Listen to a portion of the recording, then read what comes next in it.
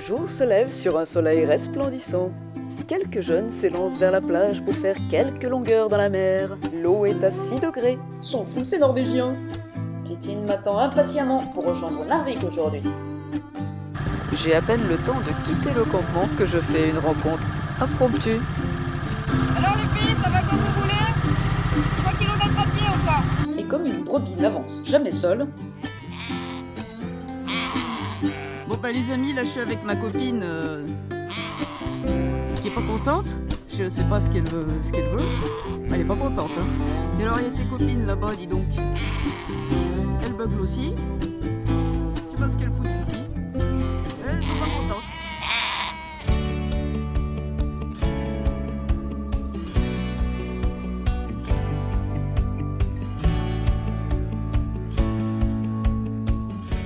coucou, on continue l'aventure?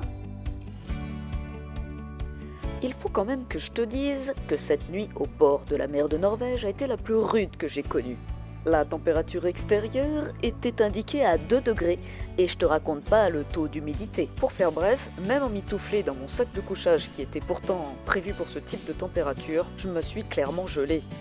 Ce matin avec Titine, on continue notre avancée au travers des îles Lofoten pour rejoindre Narvik, car ce soir j'ai réservé pour passer une nuit bien au chaud.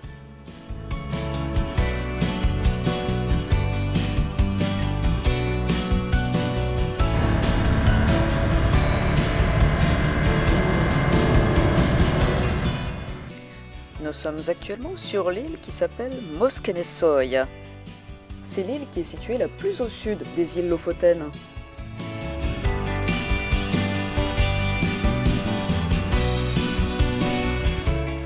Et le pont qui est en face va nous faire passer sur une autre île, Vestvågøy. T'es prêt ?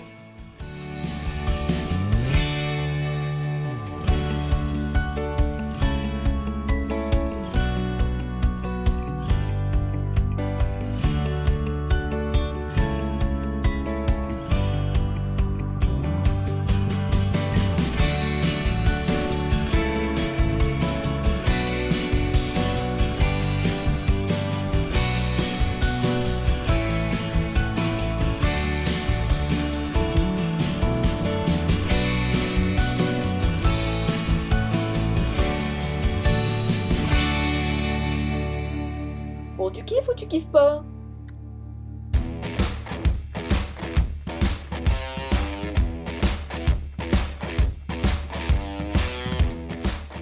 Hé, ami motard, est-ce que toi tu te lasses de regarder ce joyau de nature à l'état sauvage? Ces paysages de montagnes majestueuses et ces fjords d'un bleu profond? Dis-moi.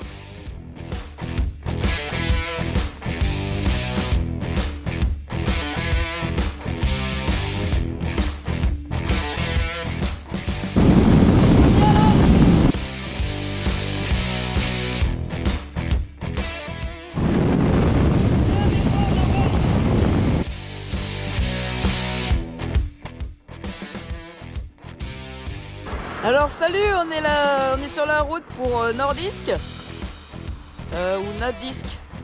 Au bref, je vous mettrai le vrai nom. Et il fait super beau et on est super bien. Voilà. On the road again.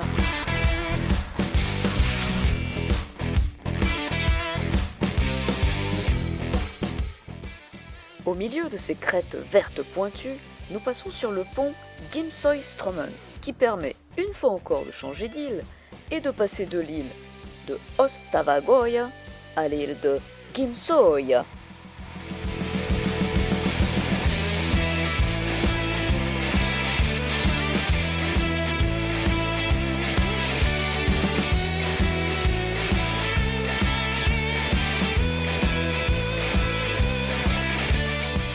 Pour toi, public, je prends tous les risques et je manque de me faire une entorse au bras pour te prendre les meilleurs points de vue.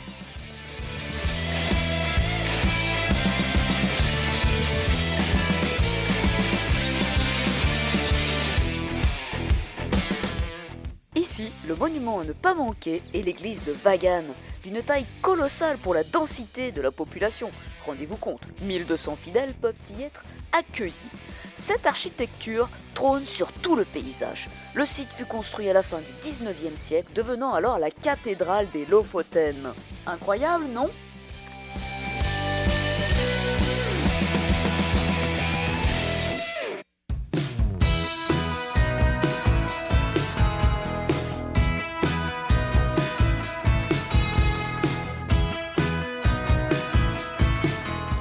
Nous arrivons à la ville de Svolvær, qui constitue un port d'escale avec des liaisons maritimes express avec Bodo et Narvik, mais aussi avec l'île de Skrova, qui elle n'est accessible qu'en ferry.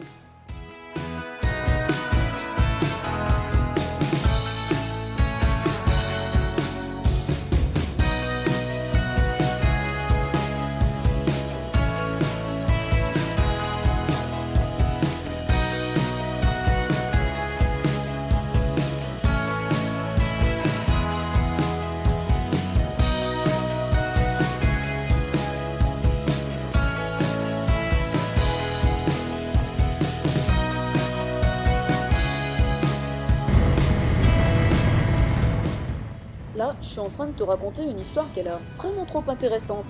Mais à dire vrai, j'ai aucune idée de quoi je suis en train de parler. Si tu suis ce programme dans un instant, de l'aventure, du suspense, du beau temps et surtout beaucoup d'humour. Tchuss!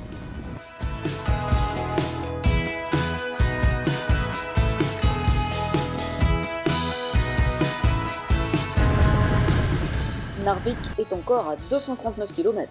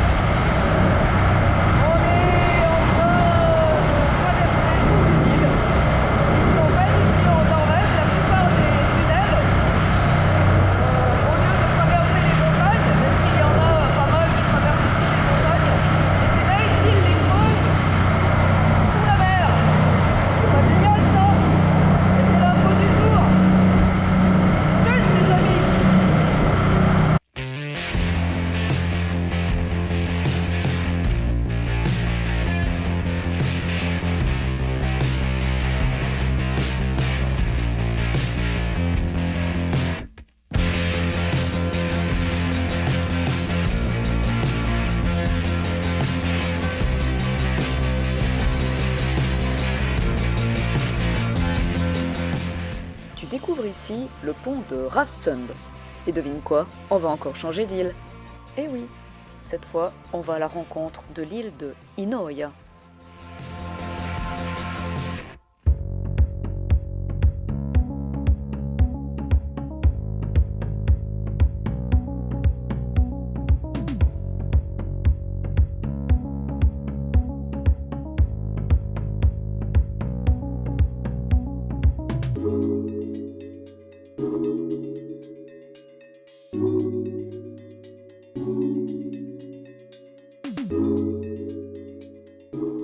L'angle du soleil me donne envie de jouer avec mon ombre et de réaliser quelques figures cinématographiques. T'aimes ça ou pas ?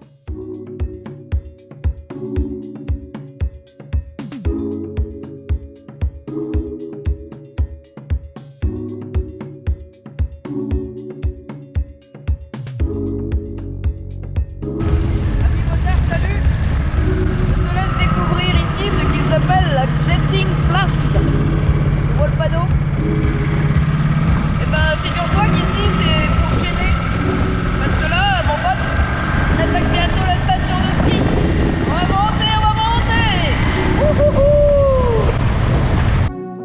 voyage, il y a un truc que vraiment j'adore utiliser, c'est le cruise control de la Multistrada. Ce dernier permet de fixer une vitesse, je n'ai ainsi plus besoin d'accélérer et je laisse ma main droite disponible pour faire plein d'autres choses. La main gauche tenant la caméra, j'ai envie de tenter une figure acrobatique. Chiche sans les mains? Yeah!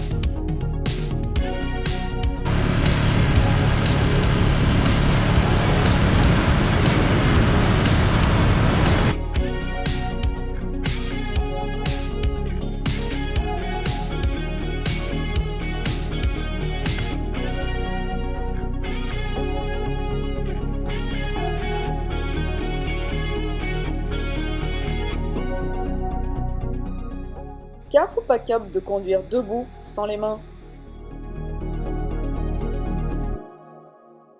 Cap!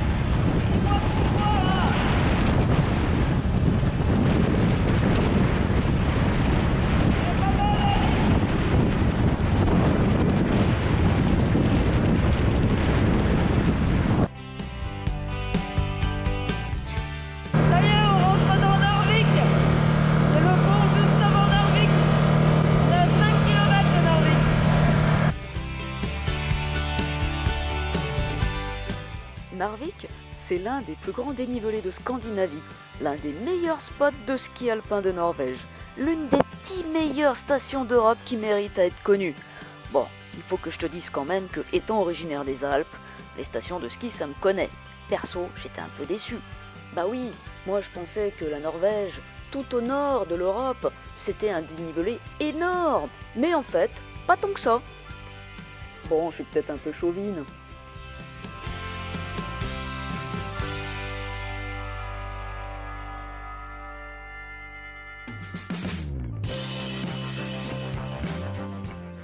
Narvik est aussi célèbre pour une bataille qui a eu lieu durant la Seconde Guerre mondiale. Cette ville représentait en effet un point stratégique pour l'approvisionnement du minerai de fer depuis la Laponie via son chemin de fer.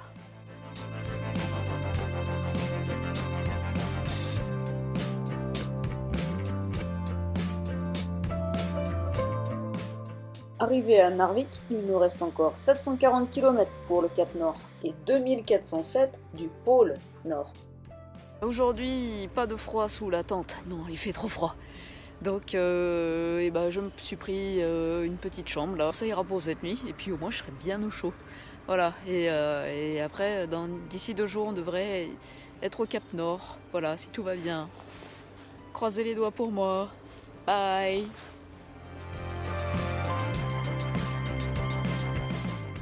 Abonne-toi et un petit pouce vers le haut, ça fait toujours plaisir.